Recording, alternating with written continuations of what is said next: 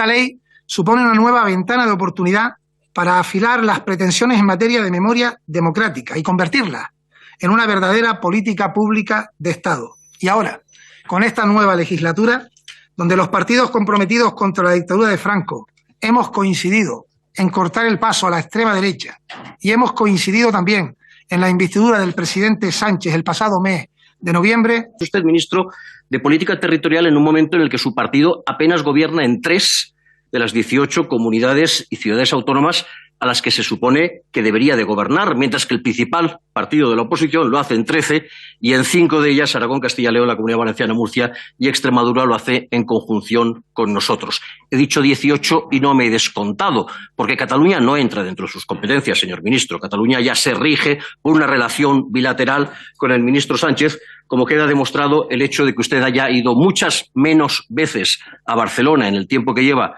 como ministro de Política Territorial de las que ha ido al puerto de Naos o a La Bombilla a controlar cómo funcionan los detectores de gases de La Palma. Por cierto, sus viajes suelen coincidir con los viernes. Como ministro de Memoria Democrática también le va a venir bien su condición de canario y particularmente su condición de isleño, porque le van a faltar dedos en la mano para contar las comunidades autónomas que van a echarse atrás en su principal intención, en su principal proyecto, que es avanzar en la memoria democrática. A usted le va a venir bien su condición de isleño porque está siendo ya un ministro rodeado de agua por todas partes. Usted el pasado 8 de marzo, en una red social, publicó un post que iba acompañado de un vídeo conmemorativo del 8 de marzo que literalmente decía: la guerra civil y 40 años de dictadura provocaron un retroceso en las libertades. Ellas fueron víctimas de violaciones, agresiones físicas, encarceladas, rapadas y fusiladas. El problema, señor ministro, es que cada afirmación de ese vídeo va acompañada de una foto falseada. ¿Recuerda usted, señor ministro, esta foto del vídeo? Es la imagen de una mujer a la que le están cortando el pelo al cero bajo el mensaje de rapadas.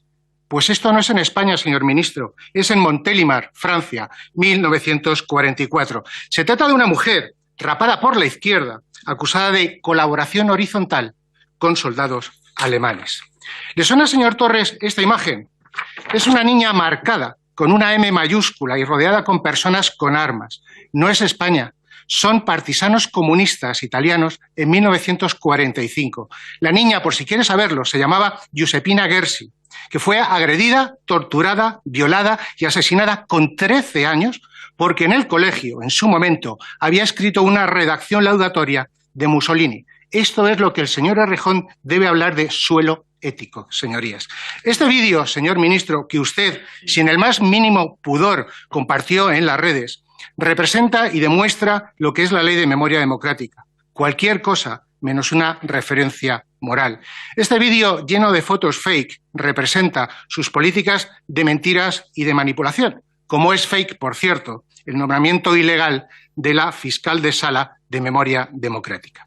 Este vídeo, señor ministro, es la confirmación de que la Ley de Memoria no es un intento de conocer la verdad, no es un paso hacia la reparación y no es un intento de reconciliación. Es tan solo un medio para instrumentalizar y tergiversar uno de los periodos más tristes y oscuros de nuestra historia. Señor ministro, ¿qué pensaría si en las calles y plazas de algunos pueblos de nuestro país se convocasen actos de enaltecimiento reivindicando la figura de Franco? ¿Qué haría el gobierno? ¿Qué haría usted si se realizasen con excesiva frecuencia convocatorias para enaltecer la figura y trayectoria de personas vinculadas a la dictadura? Entonces, señor ministro, ¿por qué no hacen nada cuando lo que se realiza son actos de enaltecimiento de la figura y la trayectoria de terroristas de ETA o de la propia banda terrorista ETA? ¿Por qué no se muestran inflexibles con este tipo de comportamientos? ¿Por qué el gobierno mira para otro lado? ¿Por qué los consiente, señor ministro? Mire, ¿qué le parece a usted que en la Corrica, un acto reivindicativo a favor del euskera y recaudación de fondos que se está realizando estos días y que la organización hace que discurra la carrera por la Comunidad Autónoma Vasca, la Comunidad Foral de Navarra y el sur de Navarra, pues se estén exhibiendo fotografías y lemas a favor de los presos de ETA? En el primer día de la convocatoria de esta carrera, señor ministro, se portaron carteles a favor de un etarra, en este caso Miquel San Sebastián, uno de los responsables del atentado de la T4 de Barajas. Este mismo sábado se portaban también, y aquí tiene la prueba gráfica, de carteles con la fotografía de los asesinos de Tomás Caballero Pastor, concejal de Unión de Pueblo Navarro en el Ayuntamiento de Pamplona, y del subteniente del Ejército Francisco Casanova en Berriozar. Pero es que además el testigo de la propia carrera lo ha llevado hace 2 años un terrorista, Josu Ternera. ¿Qué le parece eso al gobierno? Algunos han calificado estos hechos como anecdóticos. Estoy seguro que si los carteles hubiesen sido de Franco, de Hitler o de Queipo de Llano, se hubiesen solventado e incluso hubiese habido pronunciamientos en las instituciones. Y mientras tanto, señor ministro, el Partido Socialista y los nacionalistas subvencionando esta carrera. Y sobre todo teniendo en cuenta que la organización de la misma no plantea ningún problema a la hora de poner límite a estos comportamientos deleznables.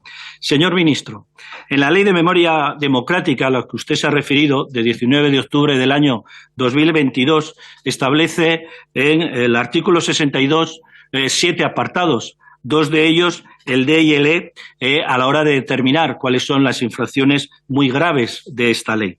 La primera de ellas, la D, a la que me hago referencia, es la falta de adopción de las medidas necesarias para impedir o poner fin a la realización en espacios abiertos al público o en locales y establecimientos públicos de actos de exaltación personal o colectiva de la sublevación militar, de la guerra o la dictadura, de sus dirigentes, de participantes en el sistema represivo o de organizaciones que sustentaron el régimen dictatorial. Cuando ello entraña, dice este apartado, descrédito, menosprecio, humillación de las víctimas o de sus familiares.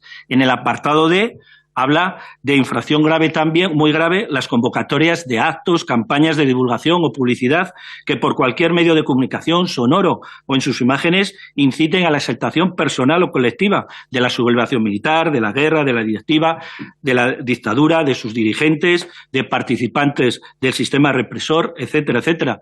Cuando entrañen, una vez más, humillación, descrédito, menosprecio a las familias y a las víctimas. El apartado 2A del artículo 63 de esa ley recoge que para este tipo de infracciones la multa será de 10.001 euros hasta 150.000 euros.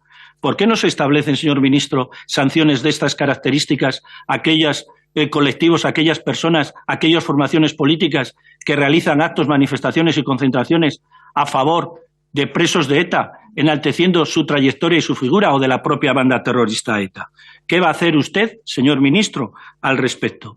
Otra cuestión, señor ministro, ¿qué le parecería que en las páginas web de las delegaciones del Gobierno, a la hora de convocar por parte de ciudadanos o de asociaciones convocatorias, manifestaciones o actos, se estableciese una casilla para marcar como apoyo a la dictadura o de apoyo a Franco? ¿Qué haría usted? ¿Qué haría el Ministerio? ¿Qué haría el Gobierno? Me imagino que lo primero sería escandalizarse y luego tomaría medidas. Entonces, señor ministro, ¿por qué no se toma ninguna medida cuando en esas casillas de las páginas web de las delegaciones del Gobierno vienen denominaciones como apoyo a ETA o apoyo a los terroristas? Y además, señor ministro, ustedes son los responsables de estas redes sociales y de esta impunidad en la que se está sometiendo a las víctimas del terrorismo y, sobre todo, blanqueando a ETA y a sus herederos políticos. ¿No le parece una vergüenza este comportamiento del Ministerio y de las delegaciones del Gobierno? ¿No le parece una humillación a las víctimas y a la democracia? ¿No le parece deleznable y también inaceptable que el propio Gobierno en las redes sociales, en sus páginas web de las delegaciones de Gobierno, tenga semejante ignominia? Mire, señor ministro, las víctimas del terrorismo son también memoria democrática y también merecen un respeto que usted, como ministro de la memoria democrática, lo deberá tener muy presente. También su propio ministerio, del que usted es responsable, y también, como no, este Gobierno. Y, por lo tanto, eso es lo que nosotros le estamos exigiendo, que se deje de blanquear ya a la banda terrorista ETA, a sus herederos políticos y, sobre todo, que se ponga fin a estos actos que realmente lo que hacen es menospreciar y, sobre todo, humillar a las víctimas del terrorismo. Muchas gracias. Muchas gracias por ver el vídeo. No te olvides de suscribirte, darle me gusta y activar la campanita. Nos vemos en el siguiente.